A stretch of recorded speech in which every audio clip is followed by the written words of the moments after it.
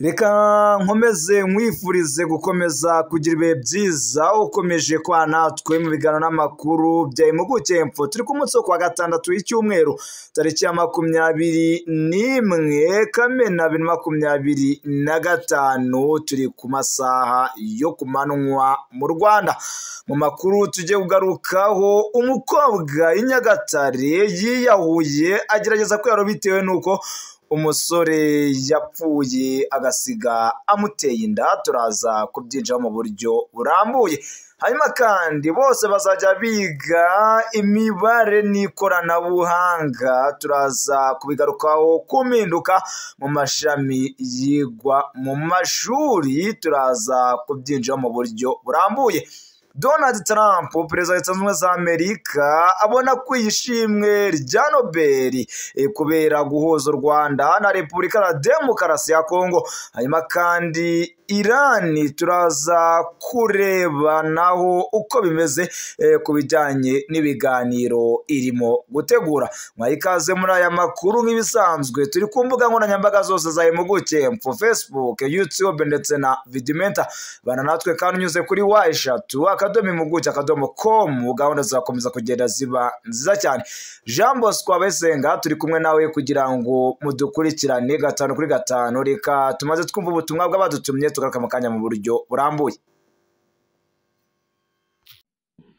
Abantu benshi cyane rero bakomezaga kugenda bambwira ngo Jesco izo bipango ni gute dushobora kuba twabona uburyo bwo kujya kwiga hanze. Reka nze mbabwire uburyo bwiza bwo kujya kwiga hanze. Ariko igihugu ngiye kubabwira amaginga aya ngaya ni mu gihugu cy'Ubushinwa. Nta experience mbifitemo uburyo nakubwiramo ngo visa bayibona barya, babigenza barya, bagira bate. Ariko reka nkurangira abantu bagiye kugufasha muri ibi bintu.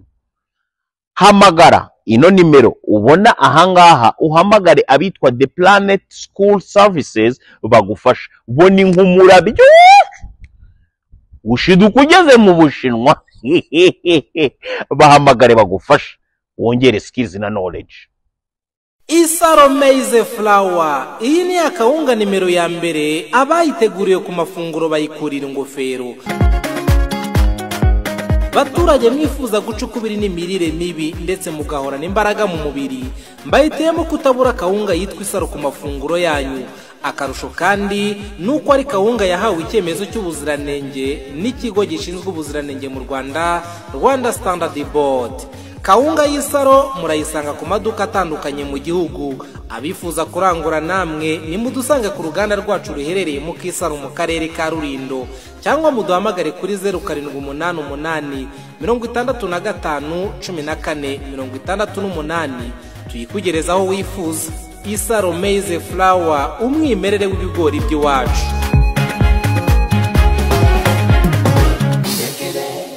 Ikaze mu makuru mu buryo burambuye. Amakuru duhereye mu karere ka Nyagatare mu ntara y'Iburasirazuba bw'u Rwanda. Umukobwa muri kano karere ka Nyagatare yashatse kwiyahura bitewe nuko umusore yaje kuza kuba yitaba Imana, nyamara nyine yari yaramuteye inda. Akaba ariyo nkuru tugiye guheraho. Mu gitondo cyo kuri wa kane tariki 19 Kamena 2025 nibwo umukobwa mu karere ka Nyagatare yaje kuza kuba yiyahura. Bikaba byari mu mudugudu witwa Noma, mwari ka Noma mu murenge wa Musheri mu karere ka Nyagatare. Icyo nakubwira nuko bamwe mu baturanyi b'uyu mukobwa witwaga Nigena Idaya washatse kwiyambura ubuzima, babwitangazamakuru ko mbere yuko abikore abanje gusa nkaca amarenga yuko ashobora kuba yakwiyambura ubuzima bitewe nuko atara yihanganiye nyine kuba yatwitira umuntu witabye Imana. Umwe mu bari aho ngaho yagize ati, yarambwiye ati Maria waje nkajya kukugurira tugasangira kuko n'ubwa mbere n'ubwa nyuma ushobora kumbona. Ikindi kandi ngwino nje kukugurira. Hanyuma icyo gihe ngo uwo mukobwa yeze ngo ni imikino. Ati nagize ngo ni imikino, turagenda nagura ibirayi bya 500, buri umwe arye bya 200. Hanyuma kandi nyuma nibwo twaje kumva amakuru yuko nyine yawe gusa nari mbizi ko nanjye yahoraga ambwira amagambo yuko bamubwira ko nyine atwitinda y'umuntu wapfuye, akari uyu mukobwa.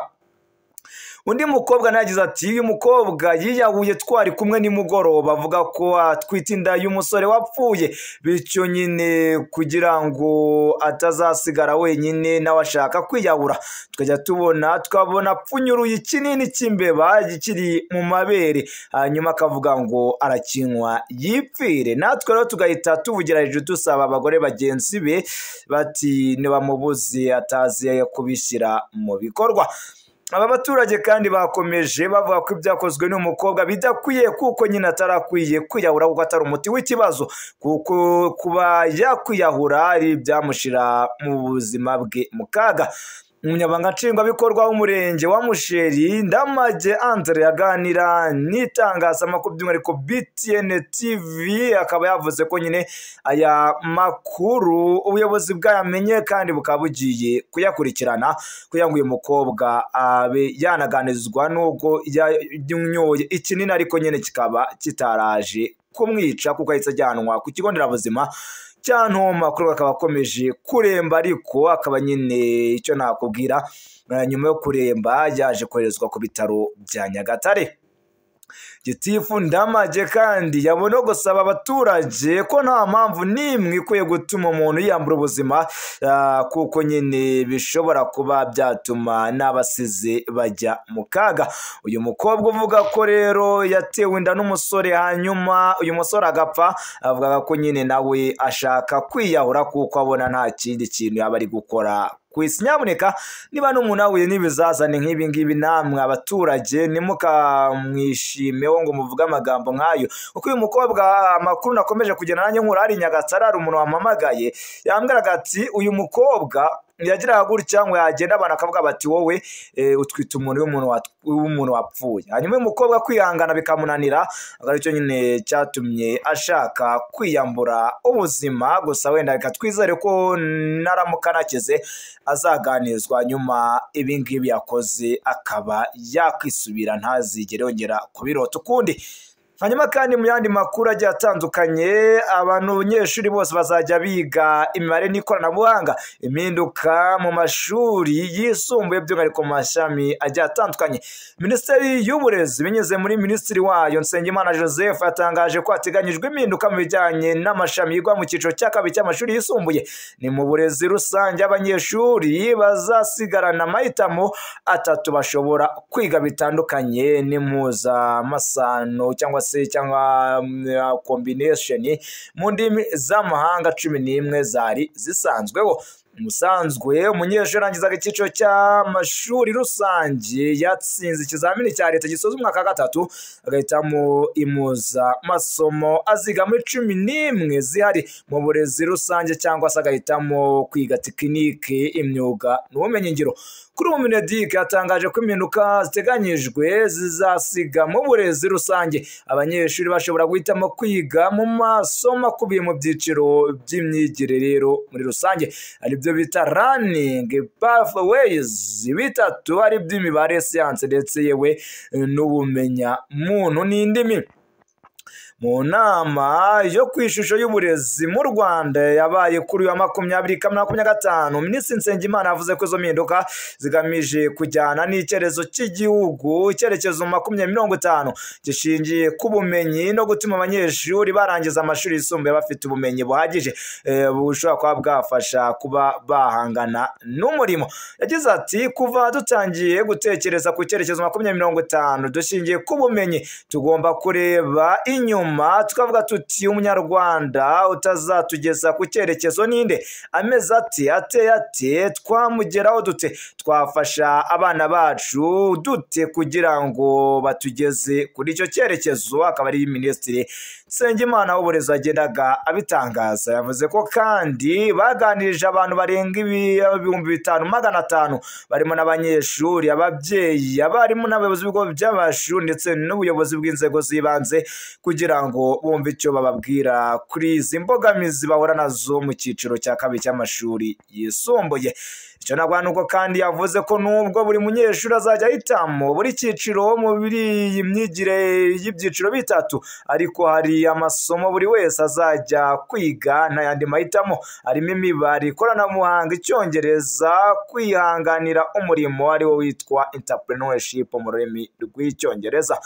Umuyobozi mukuru w'ikigo gishinzwe ibizamini n'ubugenzuzi bw'amashuri NESA, Dr. Bahati Bernard, yavuze ko mu gihe barimo kuvugurura icyo bari kugira ngo nyine barebe ari uko impuzamasomo ishyizwe ku ishuri runaka rifite ibikoresho bihagije n'abarimu bahagije bo kwigisha ayo masomo. Navuze ko kandi ikindi kizabafasha ari uko abanyeshuri bashobora kuzabona ibijyanye n'amahitamo yabo, kuko ibyari byinshi bizahurizwa hamwe muri ibintu bitatu gusa. Icyo nakubwira nuko yavuze ko kandi abari kwiga impuzamasomo zisanzwe kuri ubu ngubu nyine batazabahungabanya kuko nyine bazakomeza kwiga batyo kugeza barangije. Yongeyeho kandi n'abarangije bafite impamyabumenyi z'amasomo bari basanzwe nyine kuri ubu ngubu izi mpinduka zizaba zitagira icyo zibahungabanyaho ku mpamyabumenyi zabo, zikazakomeza kugira agaciro nk'uko bisanzwe. Reka tuve kuri iyo ngingo gato twerekeze mu yandi makuru kuvuga Perezida wa Leta Zunze Ubumwe za Amerika Donald Trump yavuze ko akuye ishimwe rya Nobel kubera guhuza u Rwanda na Repubulika ya Demokarasi ya Kongo. Perezida wa Leta Zunze Ubumwe za Amerika Donald Trump yagaragaje ko akuye ishimwe rya Nobel rihabwa umuntu w'indashyikirwa mu guharanira amahoro ku isi kubera guhuza u Rwanda na Repubulika ya Demokarasi ya Kongo ndetse n'ibindi bihugu byari bifitanye isano mu makimbirane. Minisiteri y'Ububanyi n'Amahanga ya Leta Zunze Ubumwe za Amerika tariki ya 18 Kamena 2025 yasobanuye ko intumwa za Repubulika ya Demokarasi ya Kongo n'iz'u Rwanda zumvikanye ku ngingo zikubiye ku masezerano y'amahoro ashyirwaho umukono kuri 27 Kamena 2025 nyuma y'ibiganiro byamaye mu gihe cy'iminsi 3. Trump yabitangaje ku rubuga rwe rwa Truth Social, aho yashimiye gutangaza amakuru y'ububanyi n'amahanga binyuze muri Marco Rubio wateguye amasezerano y'amahoro ya Repubulika ya Demokarasi ya Kongo ndetse n'u Rwanda yo guhagarika imyaka intambara imaze myinshi ivugwa. Yaguyemo abagera kuri benshi ndetse yewe no mu ntambara yaguyemo ngo abenshi nk'uko yagendaga abitangaza kurusha abandi. Yagize ati Trump abagarariye u Rwanda na Repubulika ya Demokarasi ya Kongo bazaba bari Washington kuwa mbere kugira ngo basinye amasezerano. Uyu ni umunsi mwiza kuri Afurika kandi mu by'ukuri umunsi mwiza ku isi. Uyu mukuru w'igihugu yatangaje ko nubwo agiye gufasha u Rwanda na Repubulika ya Demokarasi ya Kongo kugera kuri iyi ntambwe, akaba yarahagaritse intambara y'Ubuhinde na Pakistan, akagarika kandi intambara ya Kosovo ndetse na Serbia yewe n'andi makimbirane hirya no hino ataba nyine agenda agaragaza, akavuga ko nyine uyu Trump aramutse abonye igihembo cyitiriwe Nobel akaba yaba aguye mu bintu byiza cyane. Muri icyo gihe intambara zanganyishije isi zirimo intambara y'Uburusiya na Ukraine imaze imyaka 3 ndetse n'iya Israel n'igihugu cya Iran yatangiye mu rukera rwa tariki ya 13 Kamena 2025 kubera ubwumvikane buke mu mushinga wo gutunganya ingufu za nucleaire. Trump icyo nabwo nuko nyine avuga ko ashaka ko ibihugu byo mu burasirazuba bwo hagati bigirana amasezerano y'ubumwe ndetse we kugira ngo ashobore kubafasha kugera ku gihe kinini bamaze mu ntambara y'urudaca. Yagaragaje ko kandi niyo yagera ku masezerano ya Abraham muri ako karere kose agahagarika intambara y'Uburusiya na Ukraine azabwa ishimwe rya Nobel. Gusa ngo icy'agaciro cyane ni abaturage kuko nyine ari cyabona. Mu mpera za Mata 2025 icyo nagwa nuko mu ntara ya Kashmiri hahuriweho Ubuhinde na Pakistan hadutse intambara yaturutse ku bitero by'umutwe nyeshamba zishamikiye ku Isilamu byagabye ku gicero cy'Ubuhinde. Icyo nagwa kandi nuko ubwo izi nyeshamba zazimaze kwica abaturage ajya kuri 26 igisirikare cy'Ubuhinde cyagabye ibitero bikomeye mu gace kagenzurwa na Pakistan byahawe izina ya Operation Sindoor ndetse we gishobora no kwa cyari kigamije gusenya ibirindiro by'umutwe w'iterabwoba. icyo nakora uko ingabo z'ibihugu byombi zanganye ndetse zifashishije imbunda zirasa kure misile ndetse n'indege z'intambara tariki ya 10 Gicurasi 2025 zemeranya kuba zatanga agahenge hanyuma kandi gutakaza abasirikare benshi buri kuri ruhande. Tariki ya 20 Kamena leta ya Pakistan yatangaje ko ya Donald Trump nk'umukandida mu batanira ishimwe rya Nobel kubera uruhare yagize mu gosha umwuka mubi wateje intambara yanganyije Pakistan ndetse n'igihugu cy'Ubuhinde. Icyo nagwa mu gihe Trump yavuga ko ari we wahagaritse iyi ntambara ariko mu kiganiro agiranye na Minisitiri w'Intebe w'Ubuhinde Narendra Modi kuri telefone, Modi yamumenyesheje ko nyine nta ruhare yagize mu gahenge kabayeho, bishimangira ibisanzwe bivugwa hagati ya leta y'Ubuhinde ko Pakistan yamanitse amaboko. Ishimwe ryitiriwe Nobel rishobora guhabwa umuntu ku giti cye, itsinda ry'abantu cyangwa se umunyamuryango mpuzamahanga mu bijyanye rero n'ubuvandimwe hagati y'ibihugu, kugabanya ikwirakwira ry'intwaro, uburenganzira bw'ikiremwamuntu n'amahoro binyuze mu rwego rwa diplomasi. Icyo nakora nuko kandi wegukana iri shimwe asabwa ko yarakoze ibikorwa bikomeye bitanga umusaruro w'igihe kirekire, kugabanya amakimbirane ndewe no kuba nyine yaraharaniye ubwigenge cyangwa se akarengane ku burenganzira bw'ikiremwamuntu n'amahoro ku isi. Abakandida batangwa buri mwaka bitarenze tariki ya 1 Gashyantare kandi ntawe wemerewe kwitanga nk'umukandida nk'uko nyine amabwiriza agenga itangwa gishimwe yitiriwe Alfred Nobel abiteganya. Donald Trump yatanzwe bwa mbere nk'umukandida muri ishimwe mwaka 2020. Icyo gihe yari umunyepolitike witwaga Tybring-Gjedde wo mu gihugu cya Norvege wagaragaje ko uyu mukuru w'igihugu ari kwiye ashingiye kuba nyine yarahuje Israel ndetse na Leta Zunze Ubumwe z'Abarabu. Asobanura ko kandi yari umuntu uharanira amahoro hose. Icyo gihe umudepite Magnus Jackson wo muri Sweden nawe yatanze Trump nk'umukandida kuri iri shimwe kubera uruhare yagize mu guhuza Serbia ndetse na Kosovo, hanyuma byahanganaga ariko kuri ubu bikaba byaragiye bigenza gake. Iri shimwe kandi ryahawe umunyamakuru witwa Dmitry Andrey Muratov wo mu Rusiya ndetse n'uwitwa Maria Ressa wo muri Filipini kubw'uruhare rukomeye bagize mu guharanira ubwisanzure bwo kuvuga ndetse no gutanga ibitekerezo. Mu mwaka 2024 umudepite witwa Claudia Tenney wo muri Amerika nawe yatanze Trump nk'umukandida muri ishimwe rya Nobel yashingiye ku ruhare yagize mu guhuza Israel ndetse na Leta Zunze Ubumwe z'Abarabu agerageza ko nyine amasezerano yagombaga kubahirizwa. Trump yabwiye abanyamakuru ko ishimwe riba rihabwa baranira ukwishyira ukizana, gusa we nyine yaba rihawe inshuro enye cyangwa se eshanu bikaba byamuryohera. Ni perezida wa Leta Zunze Ubumwe za Amerika Donald Trump.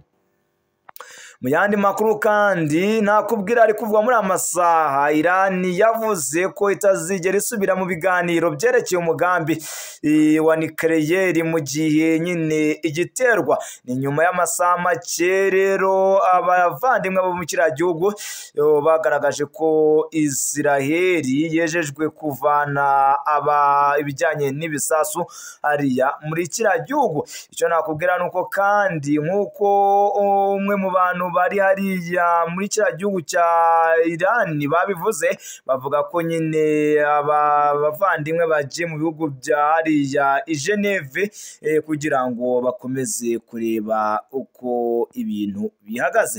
Kugeza amagenga y'ibinyamakuru bya leta ya Israel biravuga ko ibitero kandi byaje kuza ko bikomeza, aho nyine bikomeje kugenda bisatira igice kinini cya Iran. Byitezwe ko kandi kwita kuri ibiganiro byerekeye intambara Istanbul hazaba hakurikirana nyine ibijyanye n'abantu benshi bazagenda bagaragaza ko bakomeje guhura n'ibibazo, nyamara bikavuga ko nyine byazaba mu kwezi kwa 7 mu mpera. Nanga nsoreje amakuru aragezweho muri aya masaha. Ndagushimiye cyane, nshimiye cyane twabanye, nshimiye cyane Jean Bosco Abayisenga. mwamfashije kugira ngo mudukurikirane yaba ku muyoboro wa YouTube, kuri Facebook ndetse no ku zindi platform zose za Impuguke Info. Nitwa Niyonizera Mustafa Emmanuel. Reka nkubwiye ni indi sango y'amakuru ni ku gicamunsi. Reka nizere ko nza gusanga mumeze neza kandi mukomeza kubana natwe mu biganiro n'amakuru. Twitwa Impuguke Info kuri YouTube, hanyuma kandi kuri Facebook turiho, kuri X ndetse no kuri Vidimenta.